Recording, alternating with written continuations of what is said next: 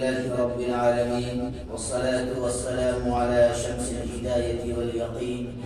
أما بعد فأعوذ بالله من الشيطان الرجيم بسم الله الرحمن الرحيم وعلم آدم الأسماء كلها ثم عرضهم على الملائكة فقال أنبئوني بأسماء هؤلاء إن كنتم صادقين صدق الله العظيم. علم انسان کی اوقات بڑھا دیتا ہے، علم انسان کی اوقات بڑھا دیتا ہے. علم سیکھو گے تو تقدیر سنور جائے گی، علم سیکھو گے تو تقدیر سنور جائے گی، ورنہ زندگی اندھیروں میں گزر جائے گی. سامعین محترم، آج ہم آپ حضرات کے سامنے تعلیمی انحطاط اور ان کے اسباب و تدارک کے سلسلے میں کچھ باتیں عرض کرنا چاہتا ہوں. حضرات محترم، جب ہم ملک کے حالات پر طائرانہ نظر ڈالتے ہیں، تعلیمی سلسلے میں خصوصاً ایک طبقہ جو امت نبویہ محمد رسول اللہ صلی اللہ علیہ وسلم سے جانے جاتے ہیں، جب ہم ان کے حالات پر طائرانہ نظر ڈالتے ہیں تو ہمیں پتہ چلتا ہے کہ وہ علم کے سلسلے میں کوسوں دور ہیں، وہ علم کے سلسلے میں پسماندگی کے شکار ہیں، وہ علم سے کوسوں دور چلے گئے ہیں، علم کو اپنے دامن سے دور کر دیے ہیں، علم کو اپنے زندگی سے دور کر دیے ہیں.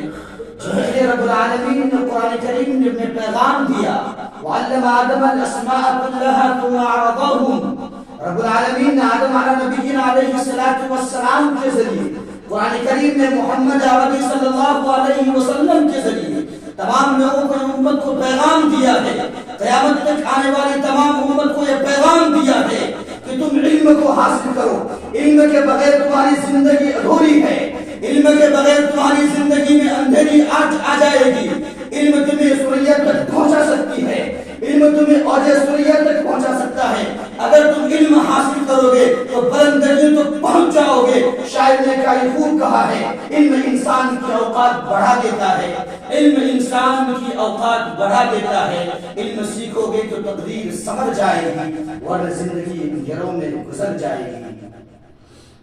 سامعین محترم، جس قوم کو رب العالمین نے سب سے پہلے علم کا پیغام دیا، اقرأ بسم ربک الذی خلق کے ذریعے امت کو یہ پیغام دیا، آقا نامدار محمد عربی صلی اللہ علیہ وسلم کے ذریعے سے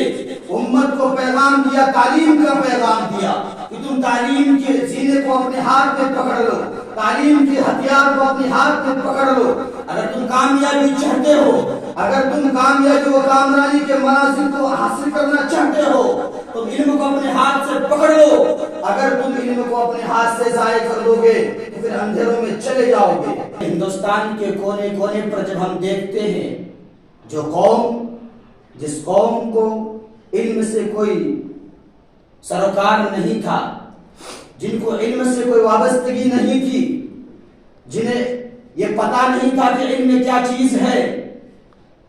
جن کا مشغلہ یہ بن چکا تھا کہ صبح ہوتے ہی گھر سے نکلے اور کودال و فاوڑا لے کر میدان میں نکل جائیں، جن کا مشغلہ یہ تھا کہ کھیت میں جا کر اپنی زندگیاں گزاریں، جن کا مشغلہ یہ تھا کہ بازاروں میں جا کر، دکانوں میں جا کر نوکریاں کریں. آج جب ہم ان کے حالات کو دیکھتے ہیں تو آج وہ علم کے دامن کو اپنے ہاتھوں میں تھام لیا ہے، علم کے بستے کو اپنے ہاتھ میں تھام لیا ہے. ان کے بچے صبح جب ہوتے ہیں، صبح ہوتے ہی ان کے بچے کتابوں کے بیگ کو اپنے کاندھوں میں لے کر چلتے ہیں، اسکولوں کے چکرے کاٹتے ہیں، کالج میں جاتے ہیں. علم کو اپنے سینے بنا لیا ہے، علم کو انہوں نے اپنے مقصد زندگی بنا لیا ہے، کیونکہ وہ جانتا ہے کہ علم ہی ہمیں بلندگی تک پہنچا سکتا ہے. ہم علم ہی کے ذریعے سے ہم بلندی حاصل کر سکتے ہیں، عروج تک پہنچ سکتے ہیں. لیکن جس قوم کو رب العالمین نے علم کا پیغام دیا، علم کا درس دیا، علم کے لیے انہیں تیار کیا، لیکن آج وہ علم کو اپنے دامن سے ہٹا لیا ہے. آقا نامدار محمد عربی صلی اللہ علیہ وسلم کی ہم सीरत तय्यबा को उठाकर देखते हैं तो इल्म की हमें दास्तानें मिलती हैं, तालीम हासिल करने के मनाजिल और तालीमी तौर पर मजबूत होने के सिलसिले हमें मिलते हैं कि आका इनामदार मोहम्मद अरबी सल्लल्लाहु अलैहि वसल्लम तालीम को फरोग देते हुए इल्म को अपने हाथ में मजबूती से थामने के लिए पैगाम दिया। जंगे बदर के मौका पर जब कुफार को कैदी बनाकर लाया जाता है तो आका इनामदार मोहम्मद अरबी सल्लल्लाहु अलैहि वसल्लम लोगों को तालीम की अहमियत को बताने के लिए, लोगों को तालीम से आरास्ता करने के लिए, लोगों को तालीम के सीने को मजबूत बनाने के लिए, इल्म से बुलंदी हासिल कराने के लिए उन कैदियों को क्या करते हैं, उन कैदियों का फिदिया ये तय करते हैं कि तुम 10 बच्चों को पढ़ाओगे। तो यहूदी उस वक्त तालीम याफ्ता थे क्योंकि नबी अकरम सल्लल्लाहु अलैहि वसल्लम जानते थे कि इल्म के बगैर कोई जिंदगी ही नहीं है, इल्म के बगैर हमारी जिंदगी बेकार है।